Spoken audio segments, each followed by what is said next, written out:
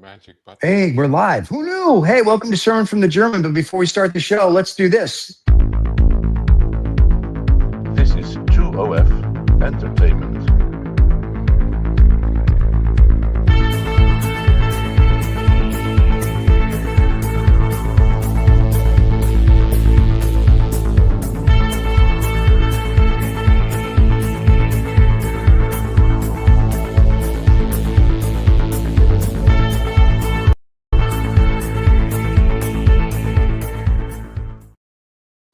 Hey, and we're back, everybody. Welcome to the show. How exciting is this? What? Wow, what? Whoa. This is why this man is a celebrity, everybody. This is a global guy. My finger is on the pulse. I know what's going on. This guy is ready to go. I mean, if it wasn't for him, you ask him, he'll tell you he's a big celebrity. But he's raring to go today, ladies and gentlemen. So we're very excited. Yeah. So I don't know. Maybe in his own bathroom. I've got the TV on in the background, so you know. So is that how you're going to do your show today? That's it. I'm literally just going to read the headlines. I'm going to read the headlines off the TV. It's nice that the show's so spontaneous. Then. Yes. Like, what's going on with the show today? And he's going to let me read it off the teleprompter. Seriously, let's read it off the TV. Well, let's read it. BBC News: Gaza ceasefire agreement due to come into effect is what it's saying on the TV right now. There's a bloke reporting live from Istanbul right now. So that's what's going on. Because that's nowhere near the Gaza Strip, is it? I mean, but there you go. I don't know why. I don't know why he's in Istanbul, but he's in Istanbul. Well, because if you're going to have peace in the Middle East, actually, this is more interesting. I just saw a headline: Rishi Sunak to join Microsoft to work on AI. Well, we got that going for us. A former prime minister has finally got himself a paying job. Oh, good boy. Finally. Yeah. Well, that's what you become prime minister for. Because he couldn't spell Facebook. That's what it was. What happens? All our politicians end up going to social media because we had the Lib Dems guy, didn't we? He's at Facebook. Yeah. Well, here's an interesting thing. As we're talking about the guys going to Facebook. As we're talking about Facebook and AI and the Palestine and the Hamas and the peace and the and the Trump. But what everybody's forgetting is the alien rock A134-673-469-2 is coming here to kill us. So next week. That's a very specific lineup of numbers right now. Yeah, I know. Well, sure, because I think I only got the first three right. But AI. Because what that infers is like how many others have there been? Yes, right, many. So, but the Chinese, because you can trust everything the Chinese and the Russians and the in Japan and India say, they said that the characteristics of A-31, whatever, or -3, whatever the heck it's called, keeps slowing up, stopping, and making. Listen. If you want to get technical like a real show, you do that. Anyway, it was saying that AI Atlas. Thank you, there, Roger Mudd, aka Walter Cronkite. It's sort of like it's stopping, slowing, making left turns and right turns. So the Chinese and everybody are like, we should be weary of this. And I'm like, if it's doing that, it's coming from. It depends. It depends. Yeah. It depends if it's the Klingons or the Vulcans. Oh my God! It's as simple as that. Because if it's the Klingons, then we're in trouble. If it's the Vulcans, let me just say, long and prosper. I'm okay because I've been building an ark in my cellar for quite a while. Sorted. Can I come and join you then? Yeah, plenty of room on there. We'll everybody in 2 by 2. Where's your Moses beard? Yeah, David. Where's your Moses beard? Guys, you got it all wrong. This is the Church of England. I was going to say, aren't you Church of England? We're mixing all the books today. We're mixing all. Yeah, well, we might as well because when you start talking about Palestine, there's only one book. There's only one book. That is true, and it's the one that the Federal Reserve puts out quarterly. And that's the only book. Yeah, oh, yes, I'm sorry. Let's get a close-up of this book, ladies and gentlemen. There it is. There's only one book, and it's the ULEZ files. Get it now. That's the book. That's the book. That is. Don't shamelessly, plug yourself like that. But yeah, feel free. So, thank God. Speaking about the AI Atlas, is that? No, forget about the AI app. The point is, like, there's world peace. We're all brothers now. We're all friends now. We can be friends now. Yeah, but what I want to know is that if this rock came from space, right, and it traveled into city London, would it have to pay? Would it have to pay? Some sort of Yeah, US they tax. have to pay ULEZ because it's probably not emissions compliant. Definitely not. Ah, right. Yeah. So Well, definitely they'd that's have to pay ULEZ. So that would thwart the alien invasion then and there, right there, because they'd just be stopped, going, "Sorry, mate, can't come in. You got to pay ULEZ. yeah. You got to sign up. Go online. Go no. Go online. Sign up. Right. That's it. Got your credit card. You ain't got a credit card. Go to the bank. Right. Sort that out. Then sign on. Yeah. Then make sure you got your ULEZ. Then you can come into London, and then we can have a bit of a Barney and decide who's in charge. Right. Yeah. Meanwhile, sort of. Sorry, I slipped. And the other thing, and here's the other thing. It doesn't have a license plate, so it can't even come into London. They have the license plate. Oh right, yeah. You need license plates on the front, and this ain't America, mate. Right. This ain't America. Yeah. It's got to be on the front and the back. All right. So there go and that's right. Yeah. So that's the problem. When are you starting in Mary Poppins? Is that's your next? Really. Are you going to do Dick Van Dyke's? Are you doing Dick Van Dyke's part of Mary Poppins? Oh come on, give me some credit. I'm actually a Londoner, so. I know. Can I tell you your Cockney accent? Inside I'm crying. I mean that. Inside I'm crying. So a lot of Cockneys as well. Yeah, so are a lot of fans that are watching the show. So is the rest of London. They're like, what the hell? Well, actually, to be honest, these days nobody in London speaks like that anymore. Anyway, we all speak like this now. Everybody talks like this now because London has been taken over by Sharia law, according to Trump. So therefore, So we all talk like Welshmen now. Is that what you're trying to say? That's it. All talk like Tom Jones. God. Oh well, that's okay. Now do they all sing like Tom Jones? Because then it'd be cool. Because you'd be like, it's so about. I can't do it. The voice, the voice. I tell you what. Even today, he's incredible, isn't he? His voice. He's 900 years old. I saw him in concert when I was in my 20s. Something. Yeah, he's 990 something. But when he picks up a mic, even now, I mean, seriously, that guy is giving it 100. Oh, the phone call has come through. That's Tom Jones. It's either A1 Atlas or Tom Jones calling him. It's not unusual. It's not unusual. Yeah, it is unusual. Hello, yes, Tom. There you go. Tom? There he goes. Tom Jones calling, ladies and gentlemen. Tom. Oh, why, Delilah? Why? Yeah, why? Tom, oh my God. Why don't you just go? Hey, can you listen, old guy? Do you think you can learn how to use technology while we're doing a live show? Just thought I'd ask. I've just found out who it is. It's a guy called Mr. Spam. Mr. Spam, okay. He's a Nigerian prince. It's still more agreeable. To T-Mobile, he's called Mr. Spam. So it's still more agreeable to take a phone call from Mr. Spam than it is from Mr. Trump, I suppose. Israel approves Trump's plan, so this is what's helping now. Does that mean they're going to develop Gaza Strip into like the new Atlantic City? Because we know how that went. Gaza is going to become the new Las Vegas. Going to have drugs and gambling and how exciting! Brothels, everything. It's all happening now. What brothels?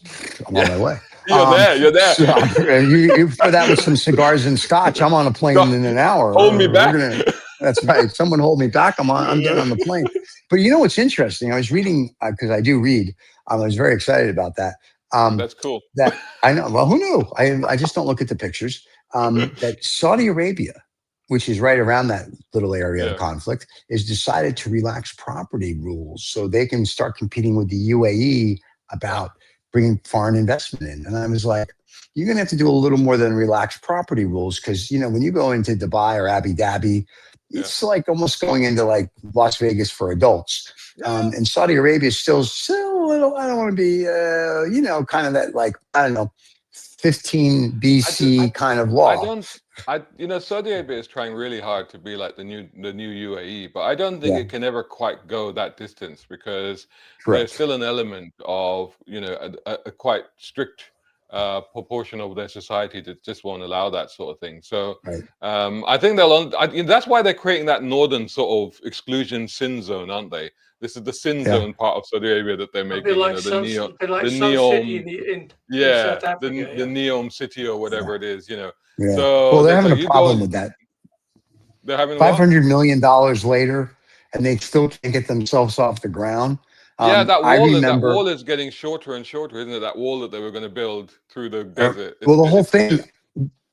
we got called 5 or 6 years ago from somebody that was like helping run it, and they were like, "Could you help?" And we were like, "You revamp the whole." They had like every major consulting firm, and we were like, "You have to revamp this whole thing and get rid of everybody, because all these people you're paying hundreds of thousands of dollars to every month are just there giving you a bunch of bull."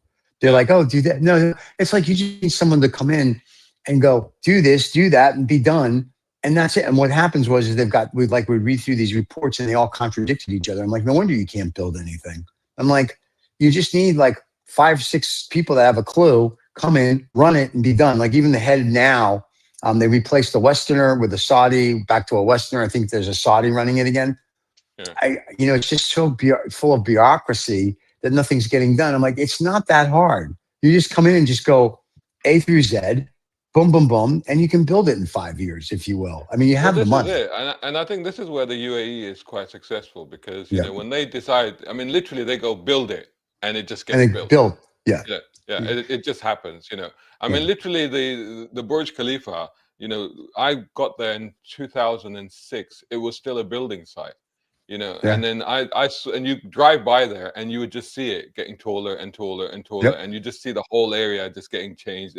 And it was just incredible, the pace of, you know, and it wasn't just, you know, because people think it's just the tower. It wasn't just the tower, it was that entire area was built. All the buildings around it, everything. Yeah, the whole area was built, you know.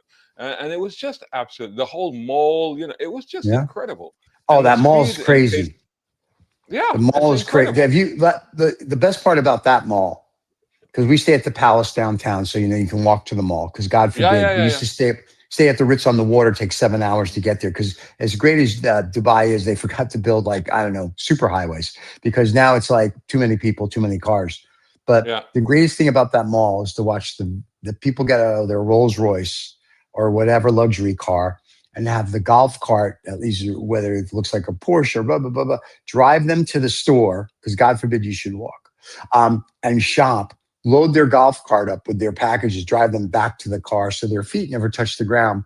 The other thing, which I thought was the funniest thing, is when you walk into there, is like there's a Louis Vuitton on the first floor, and above that on the second floor, there's another Louis Vuitton. And then on the third floor above the first, there's another Louis. And on the fourth floor, there's a Louis. And you look at that and you're like, seriously? And I asked somebody in the Louis Vuitton store, also there's the Gucci store that way. And the Prada, they're all, and I said, why do you do that? And the girl with a straight face goes, well, God forbid they should walk. And I'm like, excuse me. She's like, you know, because of the parking there, depending on what level you park at, depends on the store you go to, I guess. And I was like, you got to be kidding me. I was like, this is just. Be fair, the parking at Dubai Mall is the worst because you can never find your ar. Well, no, that's why you valet. You just buy another one. You just buy another one. I was going to, yes. Like, can't find your car? Come on, we have the car garage over here. You want a Rolls? There you go. You could take it. But it's on, and now with the valet there is hysterical too. That's why I'm staying at the Palace downtown was the ultimate, because I could just walk to wherever I wanted to do. But I was like, are you kidding me? I mean, everything there. The palace is the one that's built it's like a fake palace, isn't it? It's like completely and it's built like a fake old palace. A fake palace, gorgeous, and the staff couldn't be nicer. It's got that courtyard inside, doesn't it? Yes, it does. It does. Got the courtyard. I did a shoot in there once. Yeah, it's beautiful. It's absolutely beautiful. And the guy who at the afternoon gives tea. And the guy who gives you the tea and the little desserts in the afternoon, the dates, it's a beauty.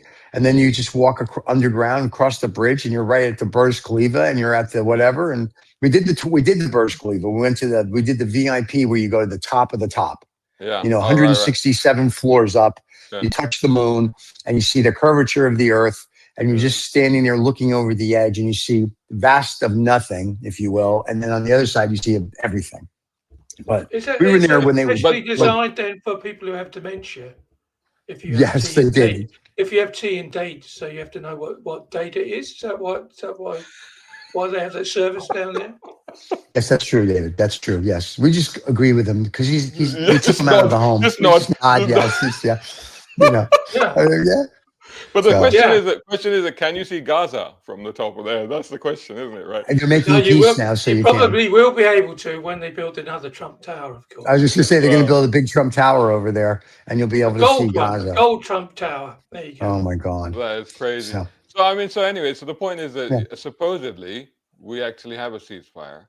If they have to return the hostages. They're still bombing. They're still bombing them. That's so. But there's a ceasefire and a ceasefire. There was a tragedy because there was a woman yesterday. There was a young mother who posted yesterday.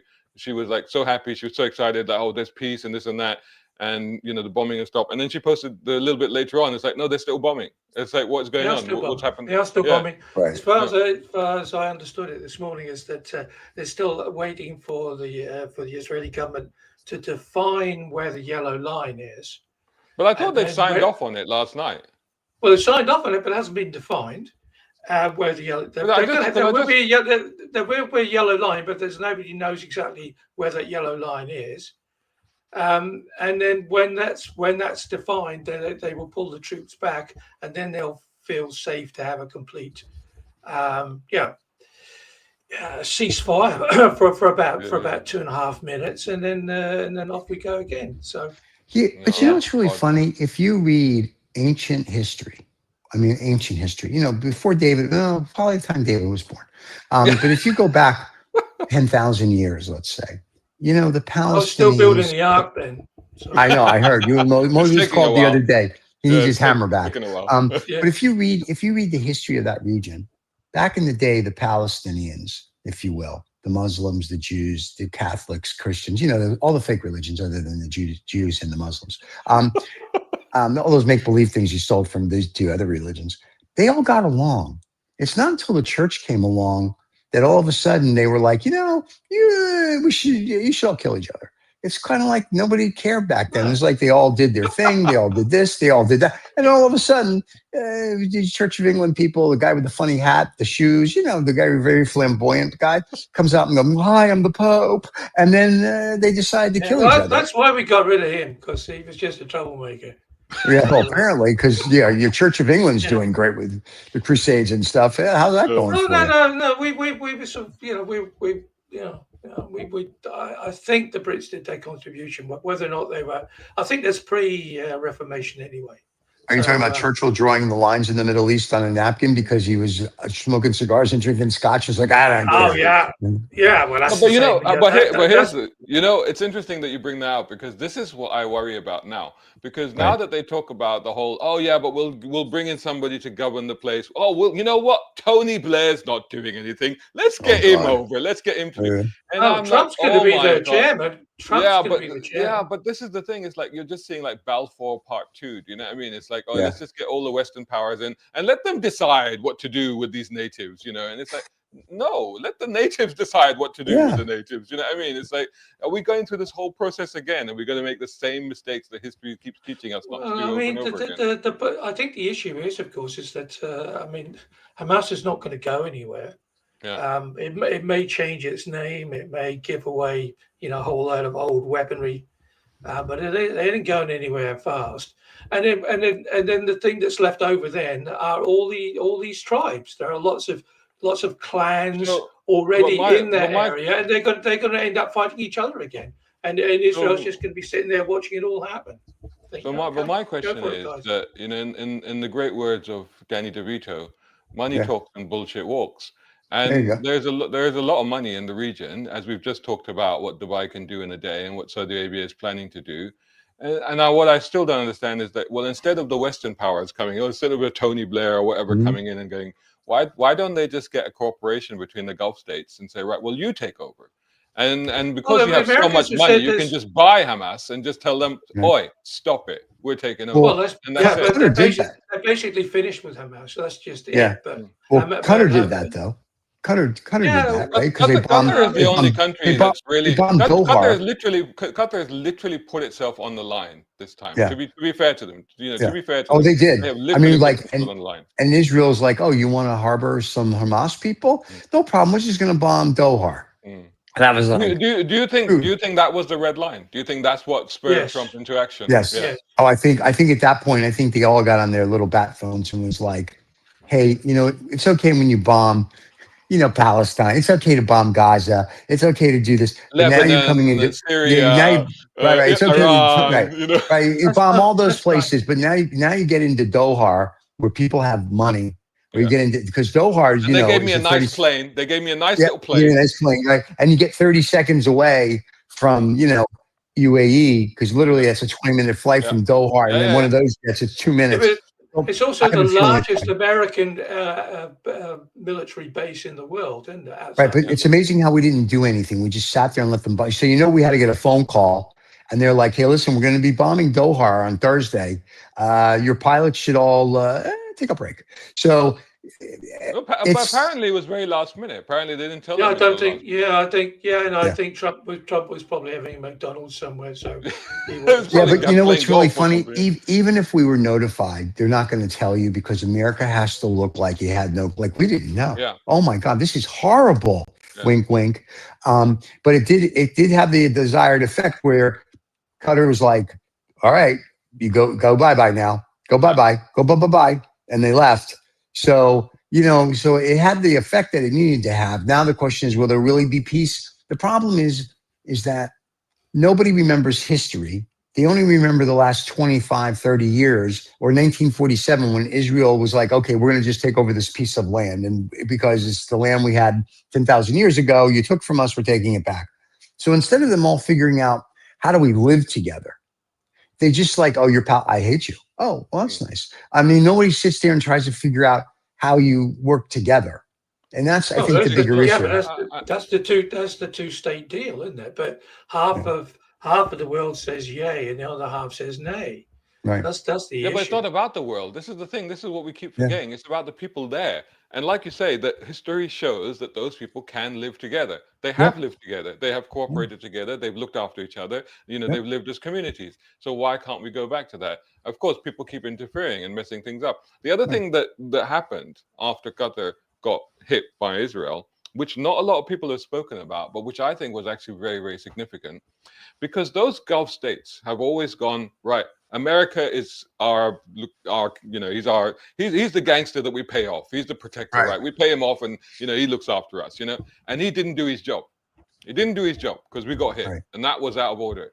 And if you noticed, a few days after that, Saudi Arabia did a deal with Pakistan. Yeah. And they did a deal with Pakistan whereby it was like a NATO-like deal. It was like, okay, if one of us gets hit, both of us get hit, and we both retaliate, which is great for Pakistan, actually, because that means that if India tries to attack Pakistan again, then Saudi Arabia has got a shit ton of money and that is going into India that can just pull at any moment. I'm sure Modi won't like that. So that's a good deal. But then also for Saudi Arabia, it's a good deal because Pakistan's a nuclear power. Then at the end of the day, you can say, right, okay, if anybody threatens Saudi, it's like, yeah, well, our mate's got nuclear weapons, so what are you going to do? So, and I thought, well, okay, that could actually spread into a GCC type NATO situation, which would be another thing. Now, and I do think that by having this Qatar thing and by some of the Gulf states maybe growing something little bit of a tiny backbone and going, right, well, let's take control of things here, that maybe they should all step up and go, well, maybe we'll take over Gaza, we'll rebuild it, and we'll create a society where people can live together. Dubai in the UAE shows that it's perfectly possible, as I'm sure Stephen will agree with me, because you can see, people of the world, okay, it's not the most perfect place. I know people are going to say, oh, but they got laborers. Yeah, okay, but it can work. It can be done, and they are progressing slowly. Well, let me just say this about the laborers. Us rich people, we don't really care, because I use my laborers as my footstool. I mean, and then it's doesn't everybody, I guess. But no, I mean, listen, nothing's perfect. Even Omar, when they built and Qatar built their, their Olympic stuff, they use laborers. We get it, okay? There's the have and the have-nots, and I totally understand it.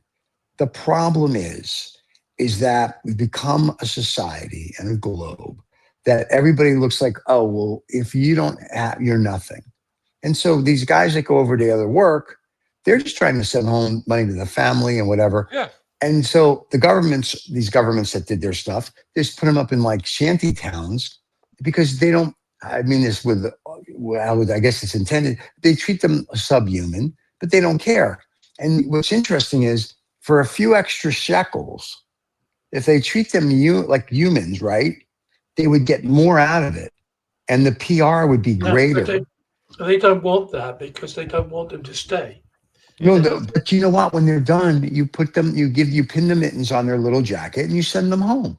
But you can treat them like human beings. You don't have to treat them like animals. Yeah, but this is the whole problem of immigrant workers, isn't it, all across the globe, including Europe and the UK. The moment that you give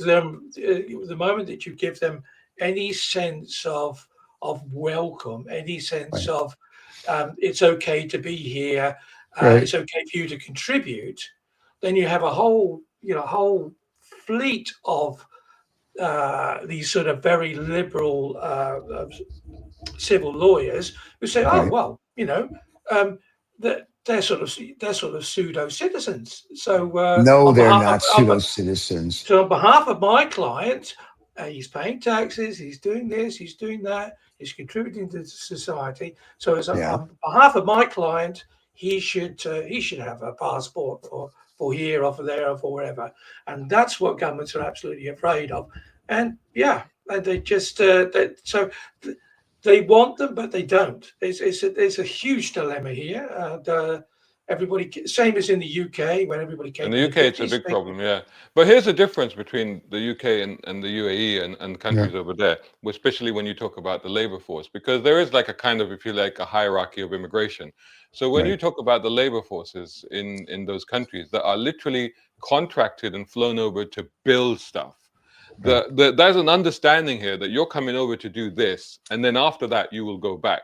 And to be fair, okay, their living conditions may not be great, but a lot of them, the amount, it's a meager amount of money, but the amount of money they get to when they go back, they can build villas and schools and hospitals in their villages and stuff like that. So actually it's a substantial amount, but there's an understanding with that labor force that you're coming over to do this work, you're contracted to this, and then you're going back. So that's different.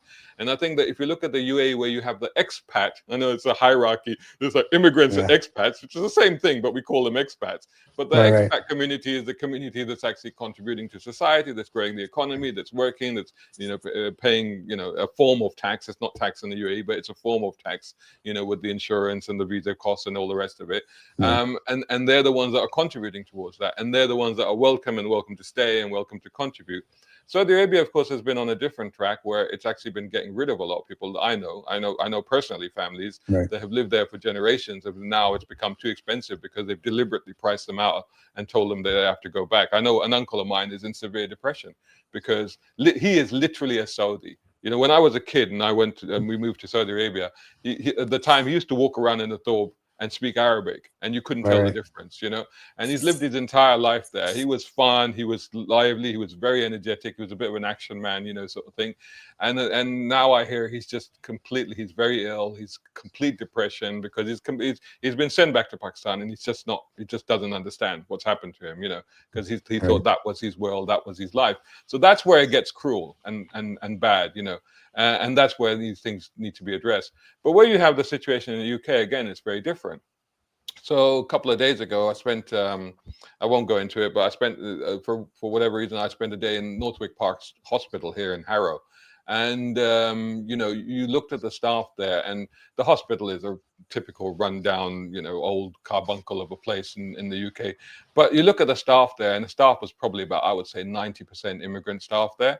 But they're so kind, so supportive, so helpful, so diligent about what they're trying to do and what they're trying to achieve, and then you think, right, okay, the whole conversation that we're having in the UK right now about get rid of all the immigrants. It's like, well, you imagine they took 90% of this staff away. You'd have a hospital, that wouldn't be able to run itself and full of miserable people that weren't actually qualified to do the jobs and hated doing it. So honestly, the whole process of like get rid of immigrants, reverse progress. Why would you reverse progress?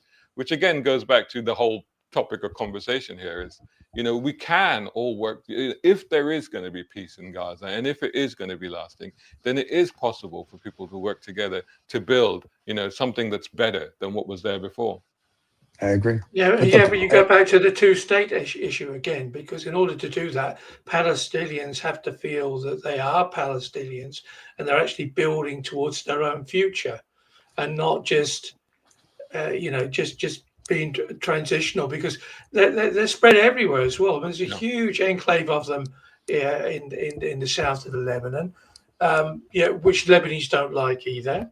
So that Yeah, they're a bit like the Kurds as regards that. The whole society. And this is the other problem, you see, and and this is the other thing that I wanted to touch on a little bit, because again, when you've done this, when you spent 2 years, bombing, basically 75% of Gaza has been eradicated. It's unlivable, and I think farmland, 98% of farmland has been destroyed. Okay, even when they all go back, even when there is peace, like, well, there's nothing left. So what do? They're going to leave. They'll become refugees. Where are they going to end up? They're going to come to the UK. You see, you're just exacerbating the problem. You're just making it worse. No, they're And going on to do top of exactly that, what Neil Diamond said. Welcome, coming to America. So yeah, anyway, well, America, UK, exactly. yeah. But also so the other the problem is you also when you do this and you talk about Hamas is terrible, they're terrorists, they're what they did on October the 7th, it's completely, there's no justice for it, no justification for it at all.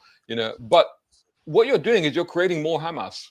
You understand what I'm saying? When you do stuff like this, all you think of all those orphans or all those dads that lost their families, or what goes through you if you lose your entire, what goes through your head? Revenge is a nasty emotion, but it's the only emotion that's left when you take away all the other emotions. And they're going to say, where did it all go? And then somebody's going to tell them, and then you think, oh, okay, right. So you're just building this sort of army, which is just going to we'll go into uprising again, unless, of course, you give them a better future. Exactly. And what is the better future? Is that better future a casino on the next to the water? Is that is that a better future for them to be servants to another form of imperialism? Yeah. The problem is this. The problem is that the people that are trying to make the decisions for Israel and Palestine are not in Israel and Palestine. It's the United Nations. And the U.S. is part of that. Russia, China, they're all saying, here's what you should do. And Bibi, better known as Netanyahu, there was a whole thing that was done on him. He's the one creating the war. He's the one that's purposely doing this so he stays in power. There's a whole John Oliver did this whole John Oliver did this whole thing on the Daily Show showing all these investigations, and he's the one who's really the one that's keeping it there, where most of the people in Israel are like, we could have peace, and most of the Palestinians are like, what's the problem? And then you get, to your point, Hamas, who's like, this is great, but Bibi is the one funding them. He's the one giving them arms. He's the one doing that. So it's this vicious circle. It's like, it's a game. So when the guys that run countries stop playing the game, and then we go back to let the people do what needs to be done to have a peaceful coexistence, the problem then is you really don't need your leaders. Because if everything runs well, if we had a utopia, let's say Nikola Tesla back in the day, free energy, we have a utopia. I don't really need the government. That's why we joke around with Atlas 3 coming. But if they came and go, we can fix all your problems. This is dangerous and subversive talk, Stephen. You know it. I know. And it's a good thing I'm in Monte Carlo. But my point is, though, if you think about it, if Atlas 3 is real, let's just say it stops here. We're having dinner on Thursday night with them next Thursday, so I'm very excited. But because here in Monte Carlo, you don't need to, get toll for the car. You can just hover your aircraft and we can go on the yacht. But if someone came and said, I can fix everything, the world leaders would be in an uproar. Meaning you can fix health, you can make everyone healthy. Here's the truth about religion. So it goes back to the Rand report of the 50s that said, if there's really an alien race, this is what the world would go nuts. I think at this point, the world would be like, okay, we're good. But the guys that are in power, to be honest, at this point, we would welcome them with open arms. Yeah, because you have Missile Boy. No, I disagree. I don't think people would. Really? Why? Really? No, because look, you're either, what do they say? You're either at the table or on the menu. So that will be what will be presented to us. Look, this alien, just this word itself, already thinks, oh, I should be scared shitless because why? Alien is. Yeah, well, because it's alien, Stephen. It's something you don't understand. That's because they're small-minded people. I mean, but seriously, if an alien shows up tomorrow, 80% of the world's population follow They just follow what they're told to do because they're just busy trying to eat and Survive. and to keep a little bit of balance in their lives. And there's very few people who have the luxury or the opportunity to sit back and think, you know what? Hey guys, I want to You know, apologize. We have a fan called calling Larry. Larry is giving us a bunch of comments here. okay. He says that's incorrect. 1,000 of the settlers that steals homes are not Netanyahu. He's a single man. All those destroyed the trucks. Okay, he's pro Netanyahu, which is fine. They are sick, feral, inbreed people. Okay, that won't work. What about Syria, Lebanon, Jordan? Why don't they constantly attack them too? We actually talked about that earlier, Larry. So I'm sorry you missed it. You can go back and watch the beginning of the show.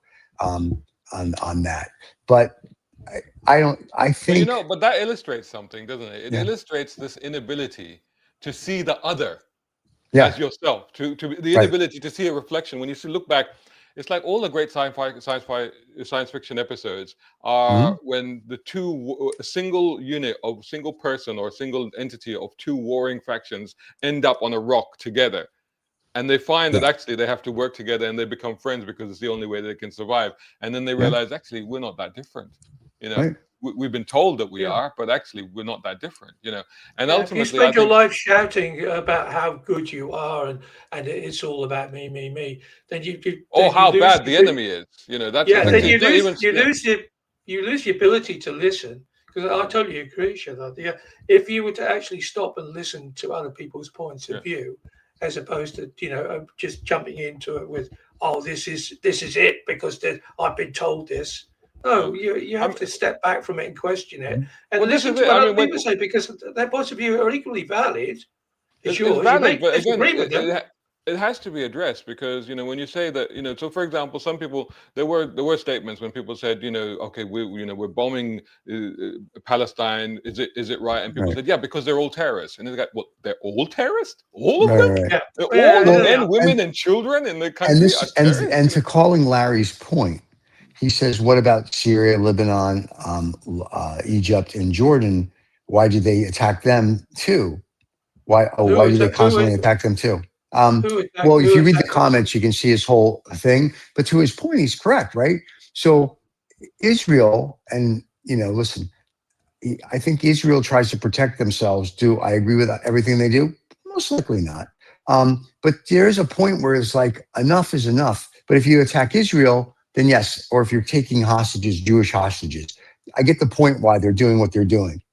On the other hand of it is that none of these people ever sit down. It's kind of like the leaders, why do you want peace? Because I can get money from, the UN and this for Yeah. weapons and this and that, and blah, blah. So it's this vicious circle. So I understand what he's saying. My point of this whole thing is that, but at some point, why really we can't all get along? Like if you're in Syria or Lebanon or Libya or Egypt or Jordan, what is like why can't you get along now? Whatever the history is, at some point you either have to forget the history and go, we need to move forward, which apparently, and I say this tongue-in-cheek about my people, the Jewish people have done very nicely because they all drive Mercedes and Porsches and whatnot. So apparently the 1940s meant nothing to them, where I know some Jews that won't touch a German product at all, Mm. and they probably never will. So it's either you have to forgive and move forward Yeah. and you can remember, or to what Larry's saying, is you're going to end up having this constant battle and you get nowhere. So, it's kind of like at the end of the day, we kind of need to give thought to what we want to do. And the problem is, going back to, if you will, Atlas 3, it doesn't behoove the church or the leaders to have peace on the planet at all. Right? Because then what do we need them for? What are you going to do? If we live in a utopia, what do I need a leader for? What are you going to do for me? Well, Right? it goes fundamentally back Yeah. to what you touched on earlier when I said that you were being subversive, and you were almost heading into the area of why are there borders, because Yeah. then that's ultimately you talk about when you talk about we are the human race. well, if we're the human race and this is our planet, why are there borders? You know, then Right. Well, then because we all. if you have different sorts of sheep, you have to keep them into different pens. I mean, you have fences for the sheep, okay? Just have fences for the sheep. Yeah. Don't have borders for the people. But the point is that, like, you know, as Ronald Yeah, Reagan but that's said, how we're being treated, is it not? that's how we're treated as being sheep. treated. But as Ronald Reagan Yeah. said, that if we did realize that there was an alien entity coming to attack all of us, then how quickly the human race would unite. You know? I don't think so. I don't think so, because this Atlas Well- 3 rocket, NASA keeps saying, don't worry. And literally China, Russia, India, and Japan are like, worry about it. And no, I don't think the people Well, would come that's only together. because the Americans did a deal with them way back in Roswell. So that's why That's very true. Yeah, and like I said, we're But having it's lunch on interesting. Thursday. It's interesting because I sort of drop this occasionally into conversation with people, and they go, "What? Oh, that's all. That's all bollocks." So it doesn't make any difference. Even it would only be so. Oh, you look out the window. So, oh, what's that rather large black object? Why is the That light? was good acting. That was good acting, David. I thought you'd actually seen one. Seriously. And then the response is Shaquille O'Neal is a large black object. So there you go. So Yeah. listen, I love the Shaq. Everything I've read and seen about this guy. It's going to come around. He'll sink your boat, Stephen. So you better. Let me tell you, he is from what I from.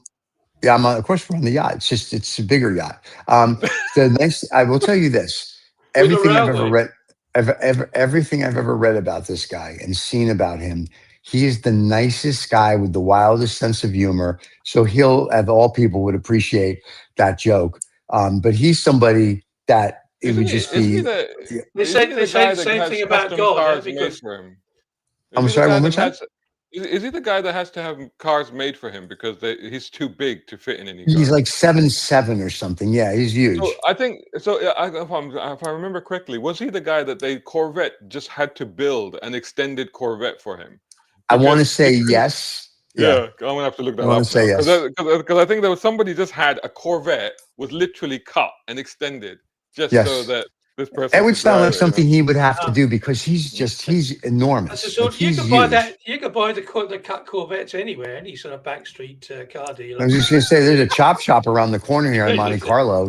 You're more than welcome to come try it out. They'll just chop anything, mate. So, but I mean, if you think about this, at some point, like we keep talking about, the 7 billion people are going to want to take a picnic, and they're going to be like, enough is enough. So. I think if this Atlas A37, what does it take? What does it take? I mean, we've had this utopia. It was Shaquille O'Neal. 2025, the new Corvette, the mid-engine one. He's 7'1". They had to stretch the car by 20 inches. Imagine taking an exotic supercar, cutting it and extending it by 20 inches so that he can fit in it and drive it. But hey, that's cool. That's pretty cool. But yeah, back to the point. It's like, what will it take? Because we've had these massive protests, obviously, since we had now what UN terms a genocide in Gaza. Right. We've had massive protests, but equally we've had protests against those protests. So it's not like it's not like the world. It's not like almost like back in the Vietnam War when there was kind of a very strong feeling that was the wrong thing to do, and there wasn't like a pro and an against. It was a strong feeling against. But this time there's always a for and against on everything. I think to your point, I think you need. War is because you could watch the body bags coming off the planes when you're having your breakfast. That's the difference. They don't show that anymore. They don't show you're not getting flooded by a constant influx of Palestinians. No, because remember back in the day, Walter Cronkite would be on the news. Walter Cronkite would be on the news, and he would say the body count today in Vietnam was X, and then they'd show, to David's point, the bodies coming off the plane. Today, we are so unattached. So whether you see it on YouTube or TikTok or you see it on the news, you read it in the paper, people are just sort of like, oh, okay, because there's so much technology and so much social media that hits you every second of your life if you wanted to, that there's no effect. Remember, when we were all growing up, when something like that happened, it would be, oh, we're watching the news at 6 o'clock. Look at this. So that was totally different. Right, because you only got the news once a day, not 24/7. Based on what you're saying, was there not a parallel to that a couple of years ago? Because we used to, when we had COVID, we were doing an official world body count at the time, weren't we? There were all these graphs. We didn't care. You weren't. In the UK, we were like getting daily reports of how many people were. In America, we were going to Vegas and betting the over/under. So what do you think the body count is today, Stan? 75. Okay. It was over under 3-1 odds. He did well. So, yeah. Yeah, but again, It's it's the just, same thing. We're watching body bags in New York. It's yeah. like, oh, look, they've run out of space. So we just stack them up outside. Yeah. And what difference did that make? None. I Yeah, mean, well, every day so many people get killed in Gaza. Oh, all right. And well, that's just it. You just move A on. school, a Or, school, a or, school full of children. or It was I read yeah. just And recently. Yeah. but the But problem with that is, even with the COVID, you would have right. thought that if we had that global sense that, oh my God, all these people are dying, all these body Yeah. bags, the number is going up. We want the vaccine has come through, and yet even at that point till now, we have the people that were against the vaccine and all the Yeah. conspiracy theories about the vaccine. And I'm like, okay, maybe the vaccine was rushed, maybe it was rushed, maybe it had side effects, but God damn, thank the Lord we got the vaccine, because otherwise, that was terrible. Well, yes yeah. and no. The problem is, here's how I look at this.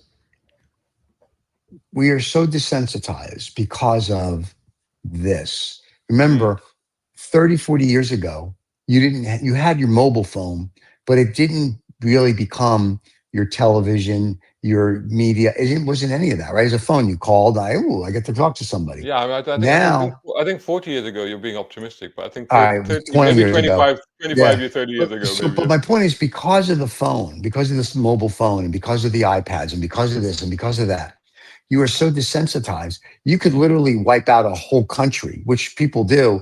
And people are like, to calling Larry's point, nobody cares. It's like, yeah, okay, whatever. It's like, If you think about how we've changed, because if you think about how the impact that, for example, that report had, in the 80s when they highlighted famine in Africa, and it spurred on somebody like Bob Geldof to create the greatest Right. concert the world had ever seen, and that one image had made him go and do that. And now we're getting all of these images, some nobody some cares. stuff that I don't want to even see. I mean, literally, like you Yeah. go, oh, I don't want to see that. That's horrible. All of this stuff, and yet it doesn't have any impact. And of course, now we've got AI, so probably half the people are looking at it going, "Oh, that's AI," and it's you can't tell the difference anymore. Isn't that convenient? And Yeah, I'm telling it you, just adds to this this intellectual heroin which we get pumped through us every day. And you think, okay, yeah, I mean, the default now by us in the house, because I do this and that does all those stuff as well. The default is, oh, it's AI, and then you right. sort of think, well, okay, maybe it's not. But that's like the last 3 or 4 months. That's that's AI. There must be AI. But it still goes back, forgetting the AI crap, it still goes back to its sensory overload, right? So when the fan wrote what they just wrote earlier, and we talked a little bit about it, to his point, we overlook all that, right? And there's wars going on in Africa, and there's wars going on in the Middle East. We don't really care about what's in the press. It's just sensory overload. That's why I say, if you go back into like the 60s and 70s and 80s, before you had 12 million channels and you had 24-hour news, you had Walter Cronkite, Roger Mudd, Peter Jennings, whatever you watched here in the States, or BBC with your all 3 channels that you used to have. That was it. Like, you got your news at, like, in the morning, you got the 12 o'clock local news, and it's 7 o'clock at night, you got the national, global, here's what's going on. And then you went to PBS for the Wall Street Journal report, and you were done. You had the news of the day. Now you have a sensory overload. You see, to your points, you see famine, death, destruction every single second of every single day, because they push it out, because that's what sells papers.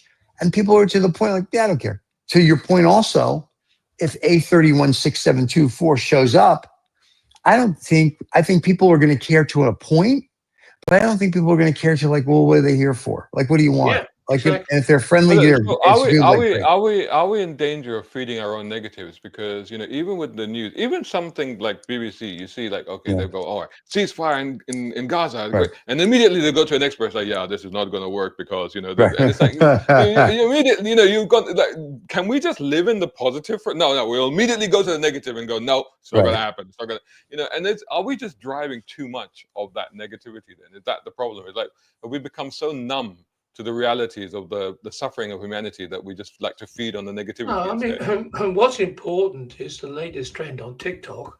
And my you on TikTok, David? Wow. That's the most important thing in most people's lives, honestly. Because go on any metro, any train, any bus, sit in any canteen in any factory, talking. What's that? Now there's a generation of people who don't know how to do that, and the younger generation are all getting their news from TikTok. And let me just Let me just read what Larry is saying here. He's saying this is the reason they can't have peace, and they're at war. People are always at war, and I'm assuming it's the context of war talking. He says 3,000 of these gone are kids. He's talking about people killed, and he says that's you're asking why they can't get along. So yeah, I see that point, but that's my point, right? I don't get it. What does that mean? What did he mean? He's saying 3,000. We were talking about what's going on like in the Middle East, where you're talking about Gaza and Hamas and the whole 9 yards. He said 3,000 of those gone are kids. I'm assuming he's talking that the kids were killed. So he says when you ask why they can't get along, that's why he's saying that's one of the reasons, because people are holding, the grudge against you. You killed my child, but that goes, and he probably missed the beginning of the show where you said we talked about that. You're breeding a whole new X, whatever X might be, whether it's Hamas or this or that. Yeah. We spoke about that. But listen, we like to acknowledge, when we do a live show, if someone writes a comment, we like to acknowledge. Yeah, no, absolutely. It's good. It's good. Yeah, so I understand this point 100%. But that's the point, isn't it? That you kill mine, I'll kill yours. That's human nature, right? Yeah. And unfortunately, in order to move forward, just propagates. That doesn't stop. That's the problem with that is it doesn't stop. It just propagates, and it gets worse. At some point, we have to go. Sorry, David. At one point, we just have to go. Can we just stop now? Can we just reset? And can we decide? In order to move forward from this point, we have to stop using words like genocide and massacres.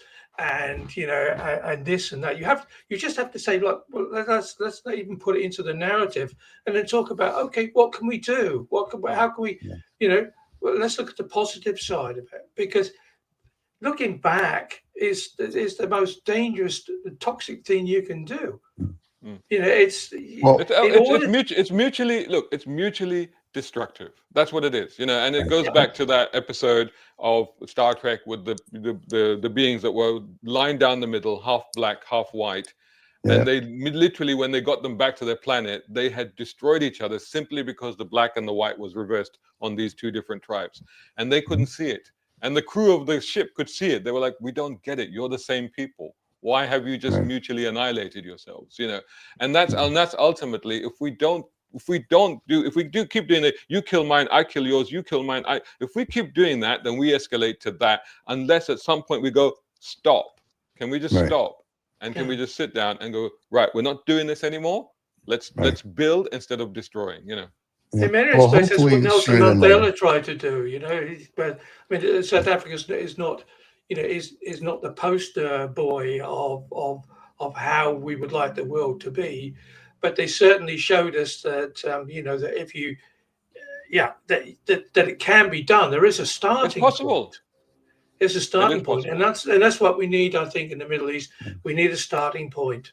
And you're right, David. Look, there are examples in history. We were at the Second World War with Germany, and now we all drive German cars. Japan, now we all drive Japanese cars. Ireland, so there are examples. There are examples in history where yes, we can do it. It is possible. Right. It is possible. But to calling Larry's point, he brings up a lot of good points as well. And actually, it's too bad we can't have him on the show, because I'd like to hear his point of view on it, because he sounds like he's passionate, which is always good. He's welcome. He's welcome to come. But unfortunately, boys, as you know, your train. I didn't know that steam trains in Monaco. Steam trains here in Monaco. It's just the way it works. Is that the Orient Express? Is that the Orient Express? It's actually the train. It's actually the train that Steve has on the super yacht. On the super yacht. Yes, I have my own train. It's how I get to from one end of the yacht to the other end of the yacht. How the cocktails get to you. So how the cocktails get to me. It's what we do. That's what we do. Yes, what we do. They're all driven by little Filipino boys, so he's a happy man. Oh, Whoa. No, they're all little Thai girls. Thank you very much. I have standards. Anyway, kids, we know this was a controversial show. We hope you enjoyed it. And to Calling Larry, thank you. You made valid points. If you'd like to come on next month on Sermon on the German and you want to discuss it, we would love to have you. We always make that offer to people. You can reach out to the show. You have to put his details in. No, you can reach out to the show. You can just email us at the show. Yeah, just email us at the show. We could do that. Don't forget to subscribe and like. We'll be back in November with a different topic, unless Calling Larry wants to come on the show and discuss this one in detail. We'd love to hear his point of view. If not, by then. Well, because of the aliens, right? We'll have an exclusive interview with one of the aliens off that ship that's coming in. So. We can only hope.